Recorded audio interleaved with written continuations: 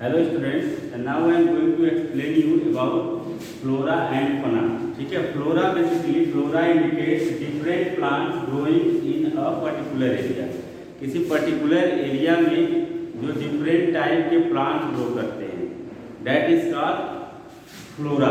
For example, किसी भी geographical area की बात करें, वहाँ डिफरेंट टाइप्स के प्लांट्स वहाँ पे ग्रो करते हैं। जैसे हम अपने पर्टिकुलर जियोग्राफिकल एरिया की बात करें तो in our geographical area there exist different types of plant like mango, like jamun, like pea, ठीक है, गुआवा, ठीक है। इस तरह के बहुत सारे ट्रीज यहाँ पे पाए जाते हैं। तो ये क्या हुए, इस पर्टिकुलर एरिया के लिए फ्लोरा हो गए। ठीक है, तो आप फ्लोरा ऐसे समझ सकते हो। जैसे मान लीजिए कि आप किसी डेजर्ट की बात करते हैं, तो डेजर्ट में कांटे वाले पौधे उगते हैं, ठीक है, जिसमें जहाँ पे वाटर की रिक्वायरमेंट कम होती है, वहाँ पे जो प्लांट्स उगते हैं बेसिकली कटीले होते हैं, कांटे वाले।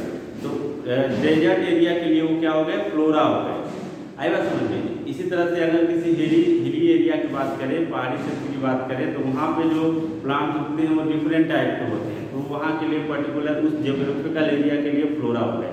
ठीक है, तो किसी भी पर्टिकुलर जियोग्राफिकल एरिया में जो डिफरेंट टाइप्स के प्लांट्स मिलते हैं उसी को हम फ्लोरा बोलते हैं। ठीक है, एंड द सेकेंड इज फोना, FAUN, फोना। ठीक है, फोना क्या होता है, किसी भी जियोग्राफिकल एरिया में जो डिफरेंट टाइप्स के एनिमल्स पाए जाते हैं उनको हम फोना बोलते हैं, फोना बोलते हैं।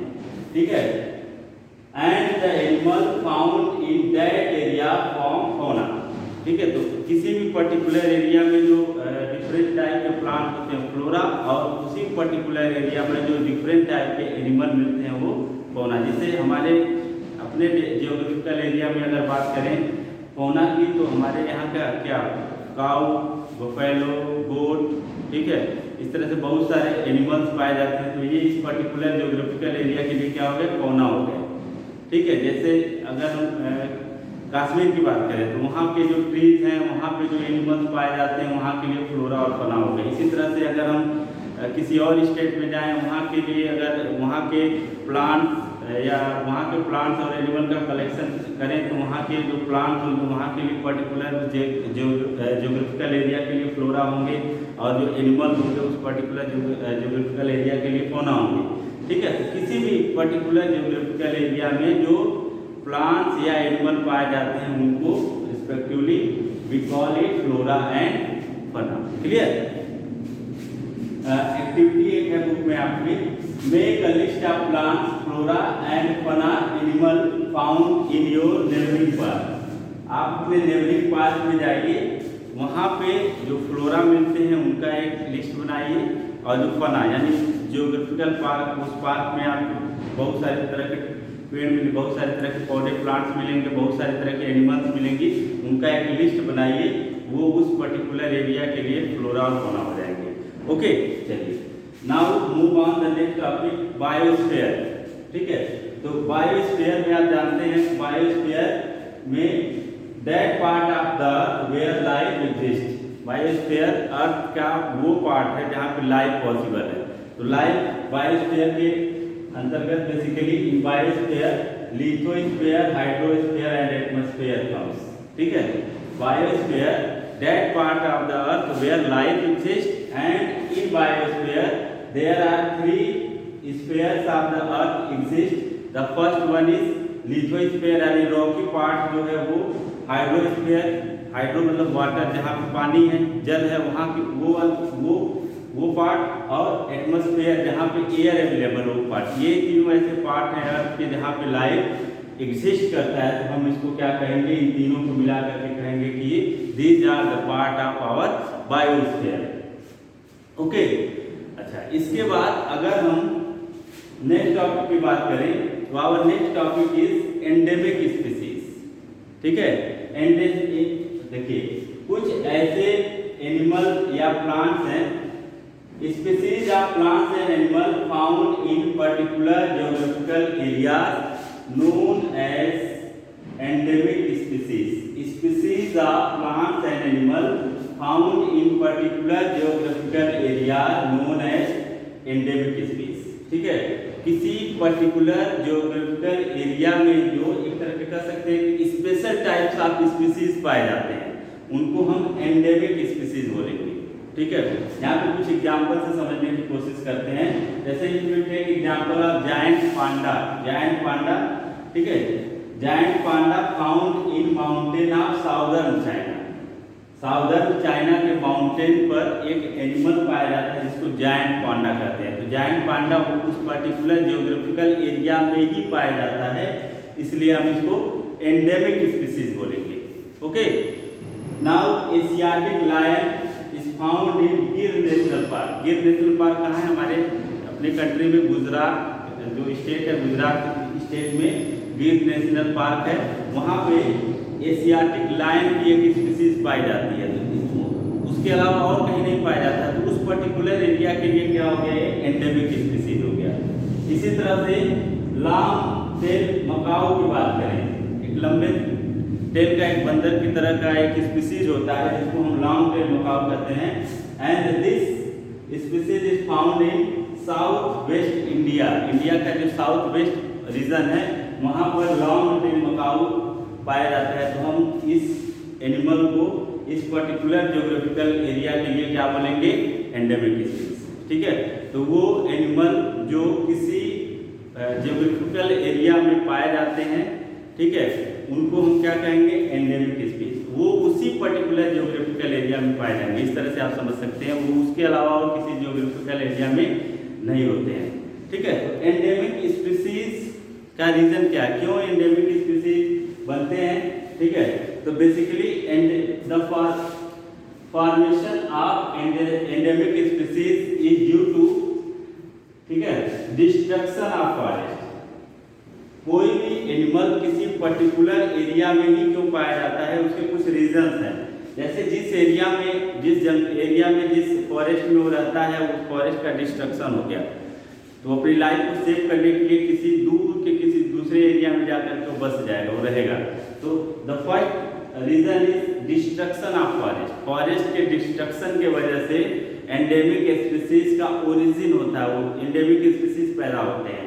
ठीक है, increasing population of species and introduction of new species. जिस ज्योग्राफिकल एरिया में वो पर्टिकुलर एनिमल रहता है उसमें उसी का पॉपुलेशन इंक्रीज हो गया या दूसरे नए स्पीसीज आके रहने लगे। वहाँ पे पहले कुछ जानवर थे, अब बहुत सारे जानवर आके रहने लगे, तो उनके बीच क्या होगा? फूड और शेल्टर को लेकर कंपटीशन बढ़ेगा, और जब उनकी रिक्वायरमेंट फूड और शेल्टर वहाँ फुलफिल नहीं होगी तो उस जियोग्राफिकल एरिया को छोड़ करके कहीं और जाके बस जाएंगे। ठीक है, तो वहाँ जहाँ पे जाके बसेंगे वहाँ के लिए वो एंडेमिक स्पीसीज हो गए। ठीक है, तो दो रीजन हमने पढ़ा, destruction of forest, increasing population of species and introduction of new species, and the third one is climate change. Climate change is also responsible for origin of endemic species. Climate change जानते हैं कि बहुत सारे type के animal या हम कह सकते हैं ह्यूमन बींग्स के लाइफ पर भी बहुत ही डीप इम्पैक्ट करता है। तो क्लाइमेट चेंज की वजह से किसी पर्टिकुलर एरिया में रहने वाले जो एनिमल होंगे उस जगह को छोड़ करके अपने सर्वाइवल के लिए जो बैलेंस क्लाइमेट होगा वहाँ जाकर के वो बस जाएंगे, तो उस पर्टिकुलर एरिया के लिए एंडेमिक स्पीसीज हो जाएंगे। ओके, तो एंडेमिक स्पीसीज के क्या क्या रीजन है ये हमने पढ़ा। ठीक है, now move on the next topic, that is extinct animal and endangered animals. ठीक है, extinct animals and endangered animals की बात हम करते हैं। एक्सटिंक्ट एनिमल्स,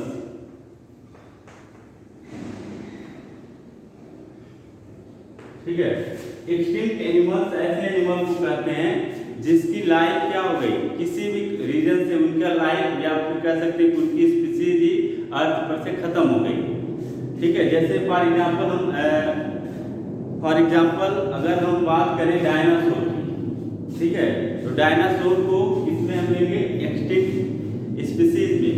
क्लाइमेट चेंज की वजह से डायनासोर क्या हो गए? विलुप्त हो गए, गायब हो गए के सरफेस से, क्योंकि उनके सर्वाइवल के लिए पर्टिकुलर क्लाइमेटिक कंडीशन नहीं मिल पाया और धीरे धीरे क्या हो गया? उनकी स्पीसीज ही समाप्त हो गई।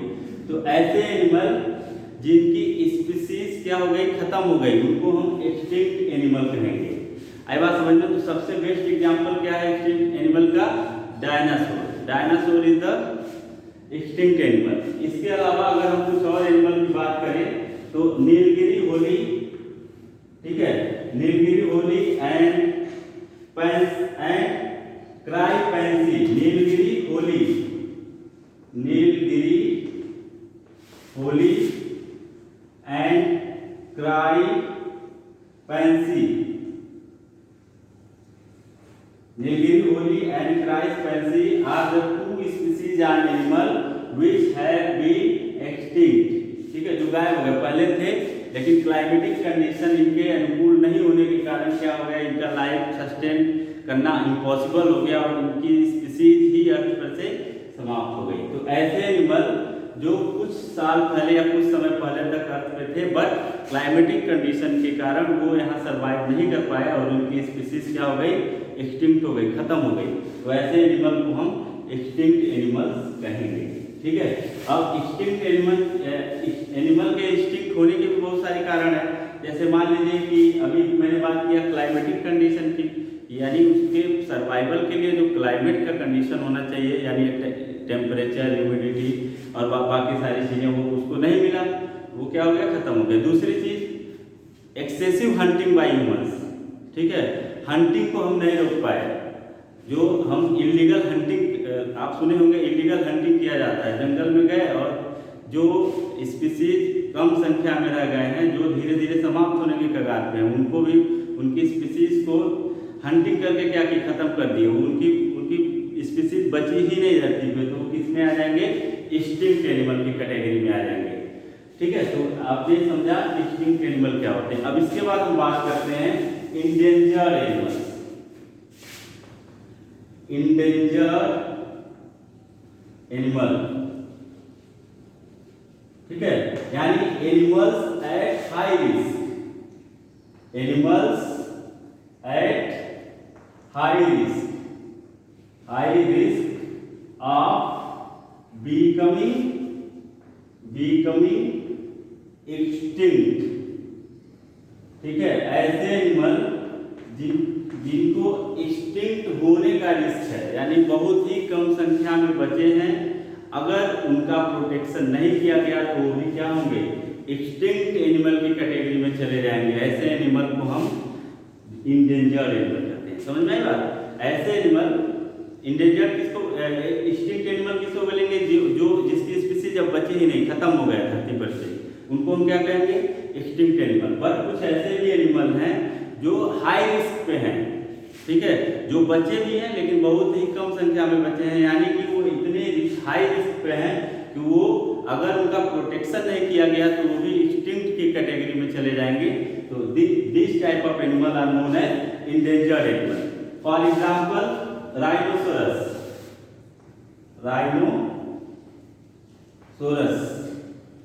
ठीक है, एशियाटिक लायन, क्रोकोडाइल, ठीक है, ब्लू व्हेल, ठीक है। तो ये ऐसे स्पीसीज हैं जो अभी क्या है, इंडेंजर्ड की कैटेगरी में है और इनके लाइफ के रिस्क बहुत ज़्यादा है। अगर इनका प्रोटेक्शन नहीं किया गया तो ये भी एक्सटिंक्ट हो जाएंगे, यानी इनकी भी प्रजाति, इनकी भी स्पीसीज क्या होगी, खत्म हो जाएगी। ठीक है, तो ये सब हम क्यों कर रहे हैं, क्योंकि हम अपने बायोडाइवर्सिटी को मेंटेन करना चाह रहे हैं। आप जानते हैं कि बायोडाइवर्सिटी में एनिमल, प्लांट्स और माइक्रोब्स हैं। तो जो भी एनिमल हैं, जो भी प्लांट्स हैं, हम उनका प्रोटेक्शन करेंगे जिससे हमारे जो बायोडाइवर्सिटी है वो मेंटेन रहे और हम आसानी से लाइफ सस्टेन कर पाएँ। ओके, तो इसके बाद के जो टॉपिक्स हैं वो हम लोग नेक्स्ट वीडियो में डिस्कस करेंगे। ओके।